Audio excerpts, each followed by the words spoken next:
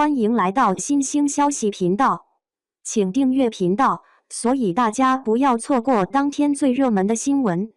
我们今天的时事通讯包括以下内容：34岁谭松韵双面人生，素颜似少女，新剧挑战女强人跨度20年。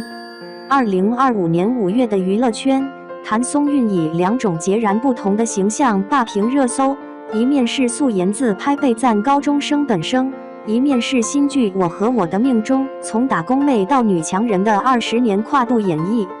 这位34岁的演员用实力诠释了可塑性的极限，更撕开了中年女演员的转型困局。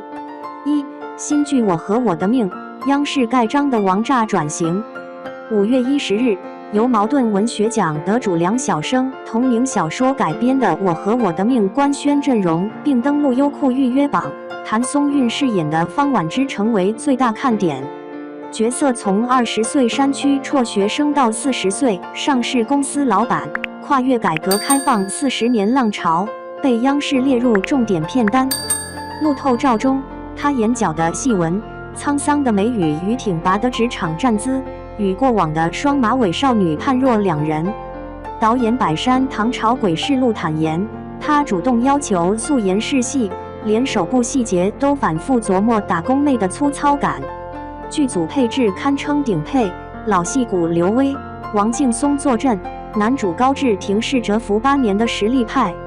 谭松韵为贴近角色，不仅研读梁晓声原著，还赴深圳工厂体验流水线生活。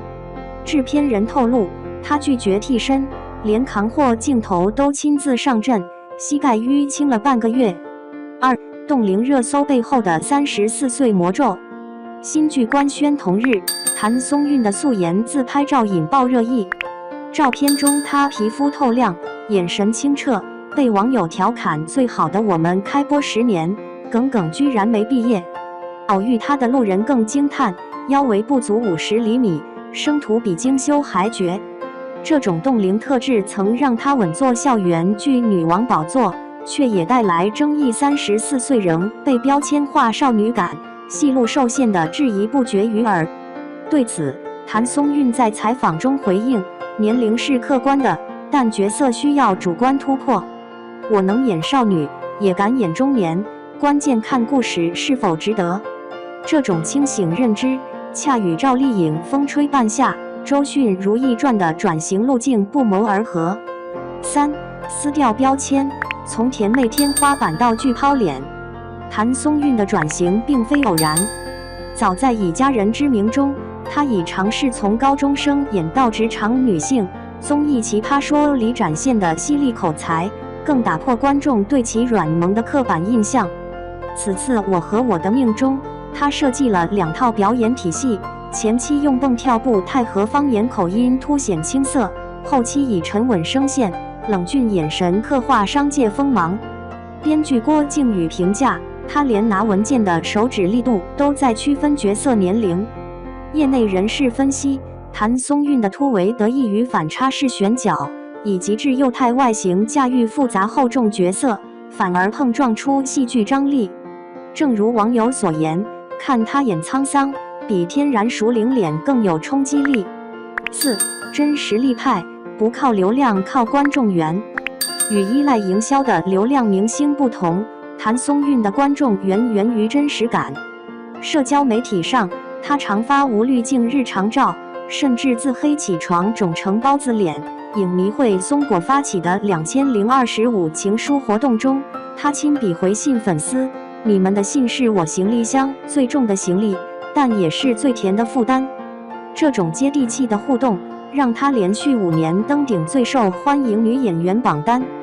剧组同事透露，她坚持每天健身2小时，严格控制碳水摄入，但拍戏时会为保持角色状态狂啃面包增肥。对自己狠，对角色柔，这份敬业态度，或许才是她冻龄的真正秘方。行业启示：中年女演员的破局样本。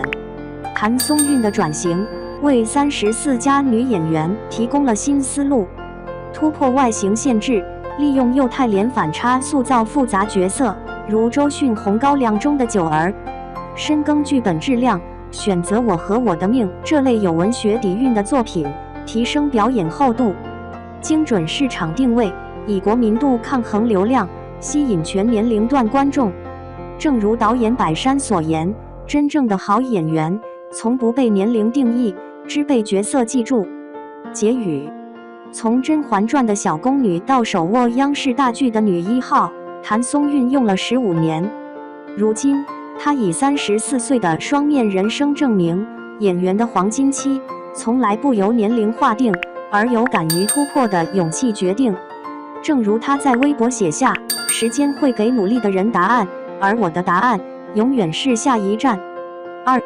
从国民初恋到演技天花板，谭松韵如何撕开内娱年龄焦虑？提起谭松韵，很多人的记忆会被拉回最好的我们的校园时光。那个扎着马尾、抱着作业本跑过走廊的耿耿，眼睛里像盛着一汪清泉，笑起来时嘴角的梨窝里仿佛能溢出蜜糖。记得当年追剧时，身边朋友总说，看到耿耿就像看到了自己的青春。而《锦衣之下》里的袁今夏更让人眼前一亮，他把小捕快的机灵劲演得活灵活现，撒娇时的软糯语气，查案时的犀利眼神，连睫毛都像是带着戏，难怪网友调侃谭松韵的眼睛会说话。但真正让人刮目相看的是她对角色的狠劲。在《归路》中，她饰演的归晓不再是无忧无虑的少女，而是经历过感情创伤的成熟女性。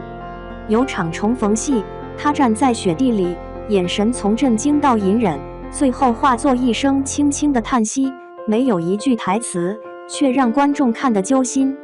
更让人惊叹的是《我和我的命》里的方婉之，为了演好跨度30年的角色，她特意去工厂体验打工妹的生活，跟着企业家学习谈判时的气场。剧中她从穿 XL 码工装的打工妹，到穿定制西装的商界精英，每一次造型变化都像换了个人，连化妆师都感慨，她是真的把自己揉碎了放进角色里。她的演技从来不是浮于表面的甜，而是藏在细节里的真。拍《再见》里可乐医院戏时，她为了演出角色的绝望，提前在走廊坐了2个小时，让自己真正沉入那种濒临崩溃的状态。镜头里，她的手指微微发抖，眼泪在眼眶里打转，却始终没落下。这种克制的爆发让导演王小烈忍不住点赞，他让我看到什么是用身体演戏。而以家人之名的天台哭戏，他背对镜头无声落泪的片段被无数观众截图保存。原来最痛的哭是连肩膀都在发抖却不敢出声。现实中的他比镜头里更让人喜欢，那张肉肉的娃娃脸总是带着亲和力。有粉丝在机场偶遇他，说他像邻居姐姐一样主动帮老奶奶提行李。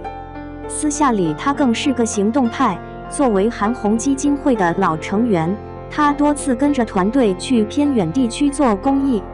2023年在黑龙江，他顶着零下20度的寒风，挨家挨户给老乡送急救包，手把手教村里的老人用血压仪，双手冻得通红，却一直笑着说不冷。有当地医生发微博说，原本以为明星只是来作秀，没想到他能在村里待3天，连轴转的培训我们用设备。